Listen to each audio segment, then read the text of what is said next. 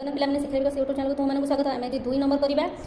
ଦୁଇ ନମ୍ବରଟା କ'ଣ ଦେଇଛି? ସେପ୍ଟେମ୍ବର ମାସ 2014 କ୍ୟାଲେଣ୍ଡର ଦେଇଛି। ଏଠି ମୁଁ ତୁମମାନଙ୍କୁ କହି ରଖୁଛି 12ର ତାରିଖ ଗୁଡ଼ିକ ସିଧା ସିଧାକୁ ଯିବ। ରବିବାର 7, 14, 21, 28, ସୋମବାର 1, 8, 15, 22, 29, ମଙ୍ଗଳବାର 2, 9, 16, 23, 30, ବୁଧବାର 3, 10, 17, 24, ଗୁରୁବାର 4, 11, 18, 25, ଶୁକ୍ରବାର 5, 12, 19, 26, ଶନିବାର 6, 13, 20, 27। ଇଏ ହେଲା କ୍ୟାଲେଣ୍ଡର ବାର ଗୁଡ଼ିକର କେଉଁ ତାରିଖରେ ପଡ଼ୁଛି। ମନେ ରଖ, ଯଦି ସୋମବାର 1 ତାରିଖ ହୁଏ ତାହେଲେ ଗୋଟେ ସପ୍ତାହକ ହେଉଛି 7 ଦିନ।